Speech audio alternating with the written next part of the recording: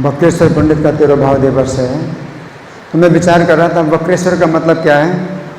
वक्र का मतलब टेढ़ा और ईश्वर का मतलब है भगवान। तो भगवान के बहुत से रूप हैं, श्री रामचंद्र हैं, नारायण हैं, तो सब रूप हैं भगवान के। लेकिन एक रूप जो भगवान का है वो टेढ़ा है। वो कौन से? कृष्ण।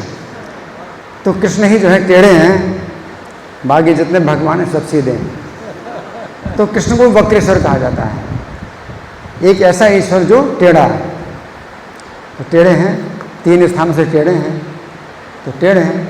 और ये बताया गया कि जो वक्रेश्वर मतलब श्री कृष्ण है, वक्रेश्वर पंडित के हृदय में ऐसे विराजमान है कि वक्रेश्वर पंडित जो है घर हैं और श्री कृष्ण उस घर के अंदर रहते हैं।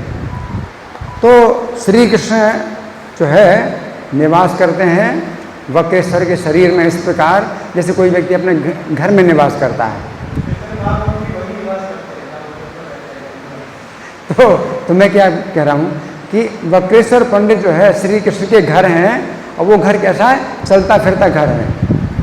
चलता फिरता घर है, तो चलता फिरता घर है। और कृष्ण जो है अगर नृत्य करेंगे तो घर भी नृत्य करेगा, कि घर जो है चलने फिरने वाला घर है। अगर घर जो है मतलब एक स्थान में स्थिर हो तब तो अलग बात है। लेकिन वक्रेश्वर पंडित हैं वो ऐसे घर हैं जो चलते फिरते हैं। तो जब कृष्ण नृत्य करते हैं तो वो वक्रेश्वर पंडित नृत्य करते हैं, घर भी नृत्य करता है। इसलिए उनको कोई परिश्रम नहीं होता, क्योंकि वास्तव में कृष्ण ही उनको नचा रहे हैं। तो शक्ति तो पूरी कृष्ण की है। घर तो जो है अपने आप में मतलब क्या है कि वो उसके आवरण है एक प्रकार से। जैसे कि आप नृत्य करते हैं तो आपका वस्त्र भी नृत्य करता है, तो वस्त्र को थोड़ी कोई परिश्रम होता है, परिश्रम तो आपको होता है। उसी प्रकार से जब वक्रेश्वर पंडित नृत्य करते हैं तो परिश्रम तो कृष्ण का होता है, उनका थोड़ी परिश्रम होता है। वो तो एक प्रकार से घर टाइप के हैं या आवरण टाइप के हैं।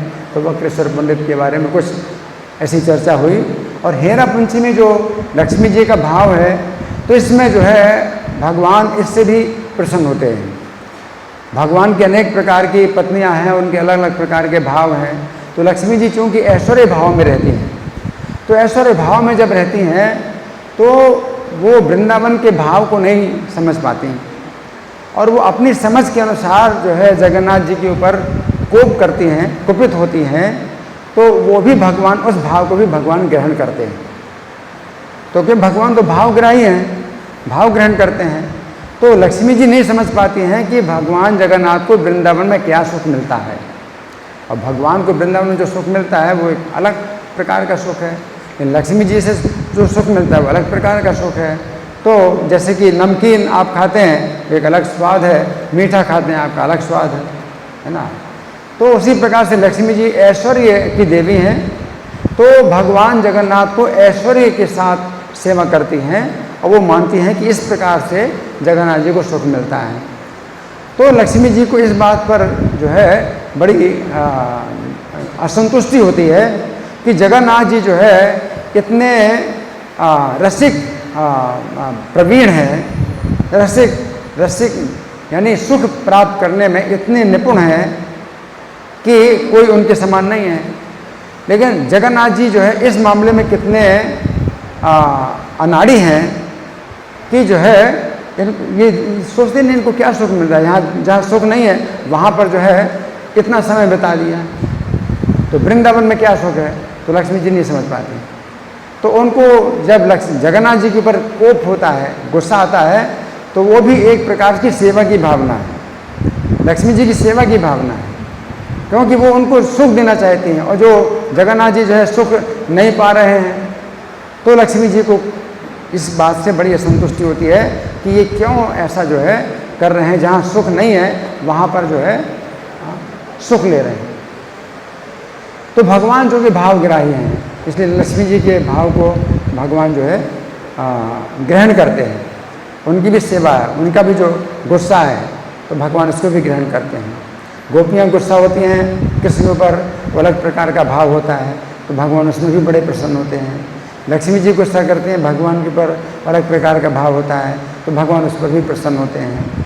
तो इस प्रकार से जो नायिकाएं जब भगवान के ऊपर कोप करती हैं तो वो गुस्सा भी उन भगवान को उसी प्रकार से अच्छा लगता है जैसे कभी कभी आपको जो है कड़वा भी अच्छा लगता है और मिर्चा खाते हैं वो भी अच्छा लगता है। इसी प्रकार से जो गोपियाँ हैं, राधा रानी हैं, भगवान पर कोप करती हैं, लक्ष्मी जी कोप करती हैं, तो भगवान को भी एक प्रकार से अच्छा लगता है। और कभी कभी तो इतना अच्छा लगता है कि निंदा करती हैं लक्ष्मी जी भगवान की, गोपी निंदा करती हैं, तो भगवान को वेदों की स्तुति में उतना आनंद नहीं आता जितना कि अपनी निंदा सुनने में आनंद आता है। गोपियाँ भगवान की निंदा करती हैं तो उसमें भगवान को इतना आनंद आता है कि वेदों की स्तुतियाँ भी जो है वो भूल जाते हैं कि वेदों में क्या सुख है, स्तुति करते हैं। इस प्रकार से भगवान के जो है सुख का जो विस्तार है वो करती हैं। लक्ष्मी जी भी जो है भगवान के सुख का विस्तार करती हैं। राधा रानी तो भगवान की आराधनीय शक्ति है ही है और आराधनीय शक्ति राधा रानी का ही विस्तार लक्ष्मी जी हैं, तो वो भी जो है भगवान के सुख के लिए ही प्रत्येक चेष्टा करती हैं। तो आज हेरा पंचमी का दिन है तो हमें जो है लक्ष्मी जी से भी कृपा मांगनी चाहिए कि हम भी भगवान के सुख के लिए मतलब विचार करें, चिंता करें कि भगवान को सुख कैसे प्राप्त होगा। लक्ष्मी जी चिंता करती हैं कि भगवान को सुख नहीं मिल रहा है और वो क्यों नहीं सुख ले रहे हैं, क्यों नहीं वापस आ रहे हैं। तो लक्ष्मी जी का इस प्रकार का भाव है। श्री हेरा पंचमी महामहोत्सव की जय। श्री कृष्ण पंडित तिरुभाव तिथि महामहोत्सव की जय।